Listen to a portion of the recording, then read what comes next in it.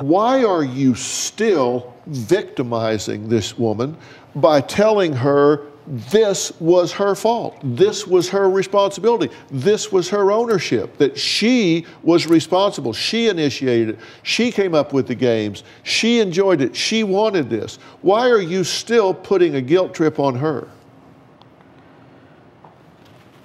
Because the time before last on the phone, she played no part in it. She like she wasn't there, and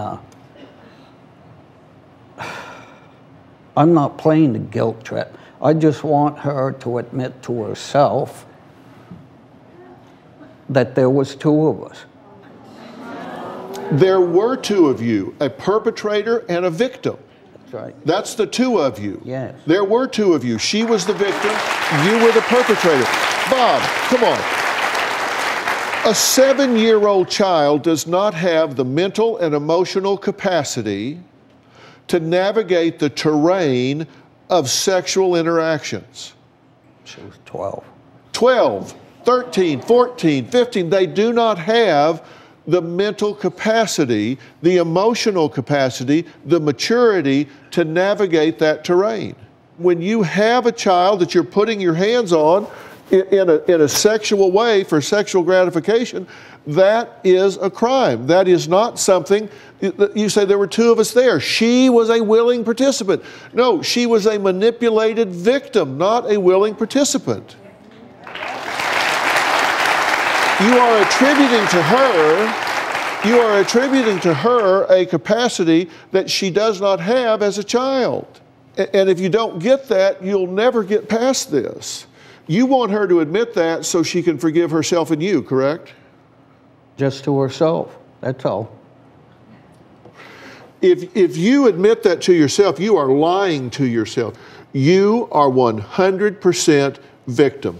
If you sit there and say, you know, there were days that I actually physically was gratified by some of this, and I feel guilty about that, you're wrong to feel guilty about that, because as a child, you don't know any better at the time. So you don't feel guilty about that. If you came up with games to please him, to make him happy, to entertain with, and you feel guilty about that, you're 100% wrong. You have absolutely zero accountability for what happened to you in this interaction. He has 100% accountability for victimizing you as his daughter. His job as a father was to protect you, not prey upon you.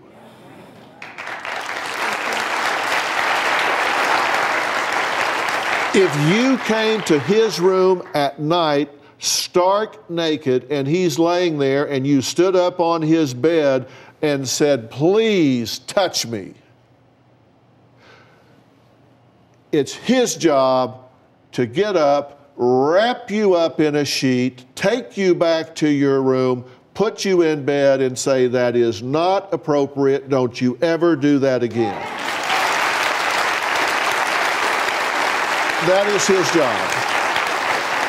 It is his job to never lay a hand on you, a finger on you for sexual gratification in any way whatsoever. Not to ever show you an image, not to show you a video, not to suggest a game, not to let you put your hands on him, his hands on you, ever, never, ever.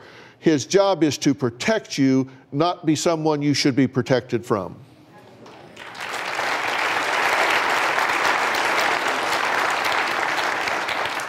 Now tell me I'm wrong. I'd be a fool to tell you you were wrong. Then why are you telling her that? Can't do it over again. No, but you can own it now. I did.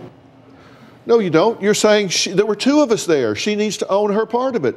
She had no part of it. She was a victim.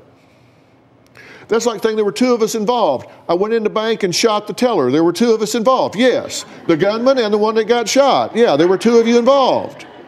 That's not two people being involved. This wasn't sex. This was rape.